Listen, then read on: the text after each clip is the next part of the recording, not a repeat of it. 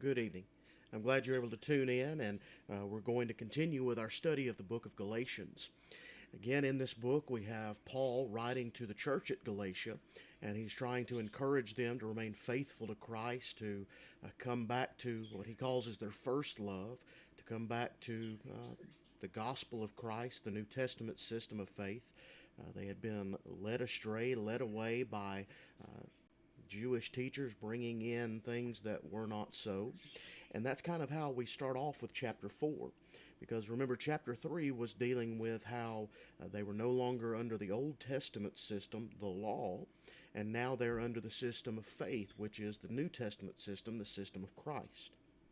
So we start off with chapter 4 again, Galatians chapter 4, verse 1. Now I say that the heir, as long as he is a child, differ nothing from a servant, though he be Lord of all, but is under tutors and governors until the time appointed of the Father. He's going back to his analogy of using how the Old Testament was that schoolmaster that was bringing the child, the Israelite nation, to the place of learning, to the school, to God. And he's using it here, saying the heir, the Israelites, are or were just like children. They didn't weren't able to do things on their own or weren't able to think on their own. They just did what they were told. That was the Old Testament system. But verse 2, but is under tutors and governors until the time appointed of the Father. He As long as the child is in his father's home, or as long as he is young, he's taught and he's shown that things, how to do things, how to be effective when he grows older. And he's saying that's what the Old Testament law was. It was the tutor, it was the governors that taught the child, that helped the father, in that case God, teach the child, the nation of Israel, how they should live once they come under that New Testament system. Verse 3. Even so, when we were children, we were in bondage under the elements of the law. But when the fullness of time was come, God sent forth his Son, made of a woman, to redeem the law, or made under the law, to redeem them that were under the law, that we might receive the adoptions of sons. So 3 through 5, here's the idea. That Old Testament law guided the nation of Israel. But now the fullness of time is come, or God's appointed time, when God saw that it was ready for his Son to come into this earth, he sent him. And now that we have the Son of God, now that we have the system that he established, we're no longer under those tutors, those governors, that schoolmaster, again, that Old Testament law. We're not under that anymore. Now we have the Son of God, so that we can be redeemed, bought back from that Old Testament and brought into that new. Verse 6. And because ye are the sons, God hath sent forth the Spirit of his Son into your hearts, crying, Abba, Father. Wherefore wherefore thou art no more a servant, but a son. And if a son, then heirs of God through Christ. So again, 6 and 7 is that same thought. You're no longer under the same set of rules, set of governing that you had under the Old Testament. Now you have the Son of God, who is Christ, is drawing us closer to God, who's laying out something different for you. Verse 7, there's the idea that you're no longer that child that just has been told and has been instructed, and you can't think for yourself, or you can't do on your own. Now you have the system of faith. You have Christ. You're supposed to be able to learn from the things you had back then and now move into the system that Christ has established. Verse 8. Howbeit then, when ye knew not God, ye did service unto them which by nature are no gods. But now, after that, ye have known God, or rather are known of God. How turn ye again to the weak and beggarly elements, whereunto ye desire again to be in bondage? He's shifting here. Now he's talking to these Christians there at Galatia. He's saying, you used to do things and live and serve in ways that God would expect you to, and you didn't even know about God. But now, after you're being brought back, or you're being told about those Old Testament systems, that old system of governing. Now you're starting to try to go back into that and do it. So now that you know God, or are known of God, as verse 8 puts it, now you're turning back to those weak and beggarly elements. You knew about Christ, you knew about the New Testament system, you knew about how you could be saved from sin, but now you're being sucked and drawn and pulled back toward that Old Testament Mosaical law of all of these systems of things that they had to do and how to act and how to serve, physical things they had to do with their persons. And now he's saying, would you rather go back into bondage, or would you rather be that heir, joint heir with Christ, that child of God along with Christ? Verse 10, ye observe days and months and times and years. I am afraid of you, lest I have bestowed upon you labor in vain. Verse 10, these months and times and days, these are special holy days of the Old Testament law, which again, for them, that was what they were supposed to do. That was their system. That was what God had in plan, or planned out for them. But now he's saying, now you have something so much better. Why would you want to go back to all of these physical things, these minute details that you have to follow, this burden, this bondage, when we have Christ, who we can worship and serve whenever we want? We don't have to worry about, are we tithing, all of these little calculations of what we have, that we have to go to Jerusalem 3 times a year, that we have to make sacrifices for every sin that we might commit or may commit or have committed, or we have to make sure that the offering that we make is appropriate for the sin that we've committed. We don't have to worry about that anymore. Now we have Christ. So why would you want to go back to that when you have what Christ has to offer? Verse 11, have I done this? Have I preached to you? Have I spent time with and effort on you? And it's been worthless. Paul's asking them this question: is what I did, was it worth it? Verse 11 and 12, brethren, I beseech you, be as I am, for I am as ye are. Ye have not injured me at all. Ye know how through infirmity of the flesh I preached the gospel unto you at the first. And my temptation, which was in my flesh, ye despised not, nor rejected, but received me as an angel of God, even as Christ Jesus. Verse 12, he's saying, don't worry that you're not what you need to be right now. Don't worry that you've got problems, because, as he's saying, when I approached you, I had this infirmity of the flesh. Whatever that may be didn't matter.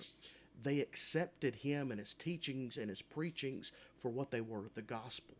So he's saying, you accept what I'm giving you as it is, the gospel, even though you accepted me when I was flawed or weak or had problems physically. You accepted the truth. So you can do it again. Accept what I have to give you. I know you're going through problems. I know you're not doing exactly right, but you can make it right. You can change it. Verse 15. Where is then the blessedness ye spake of? For I bear you record that if it had been possible, ye would have plucked out your own eyes and given them to me. I am therefore become your enemy, because I tell you the truth. He's trying to get them to remember. Think about how you accepted me, how you were drawn to me.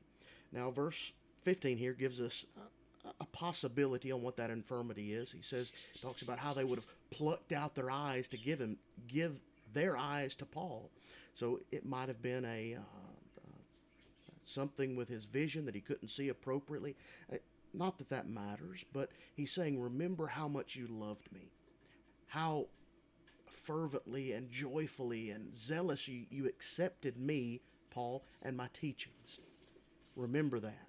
Am I your enemy now because I'm telling you you're doing something wrong, or telling you that there's something else you need to do, when the first time you accepted it gratefully and joyfully and zealously?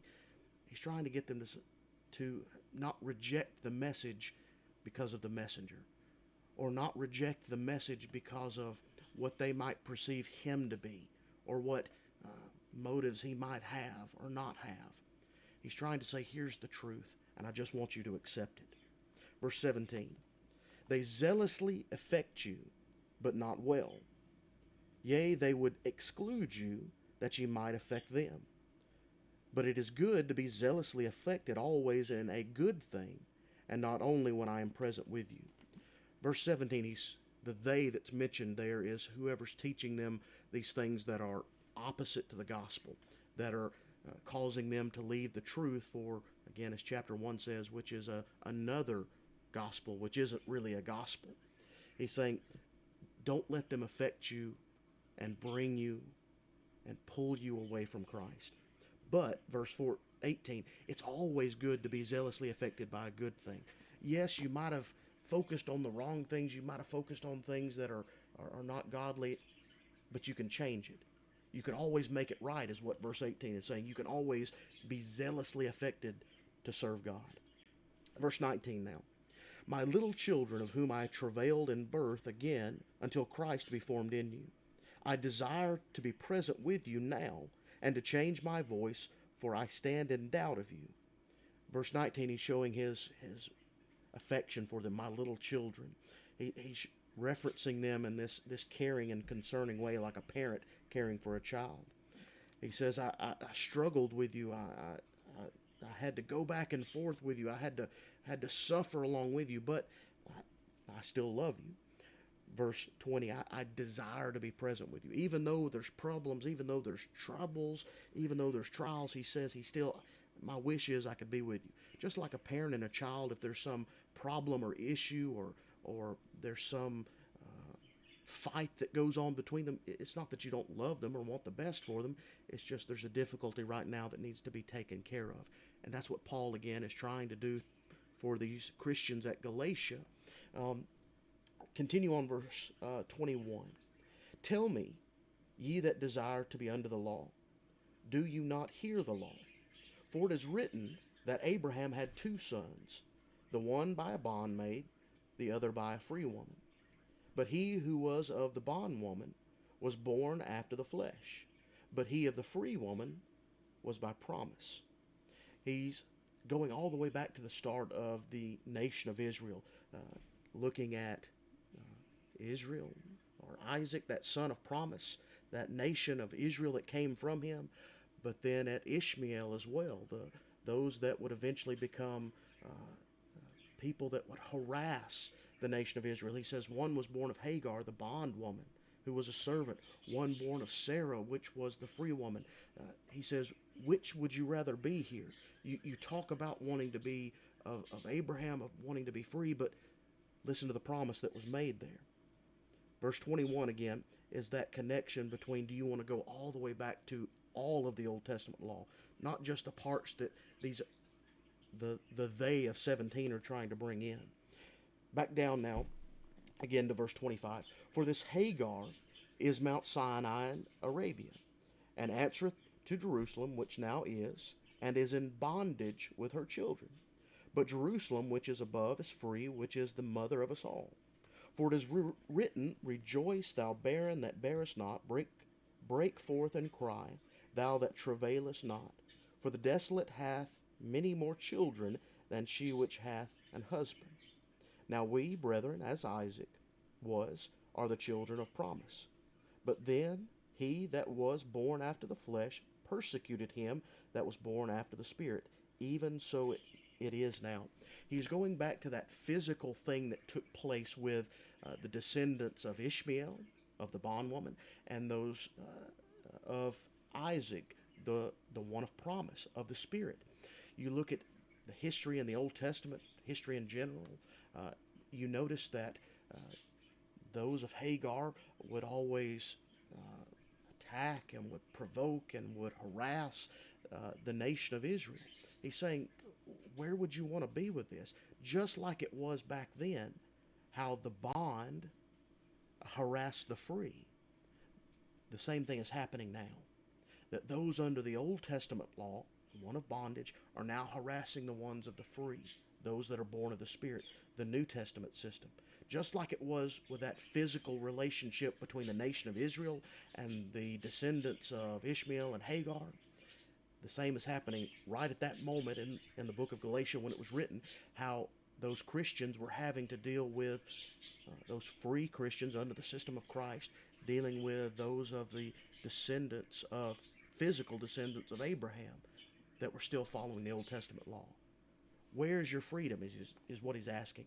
Are you going to go back under the Old Testament law, or are you going to stay with Christ? Let's continue on now and look at the last few verses of this chapter. He says, verse 30, "Nevertheless, what saith the Scripture?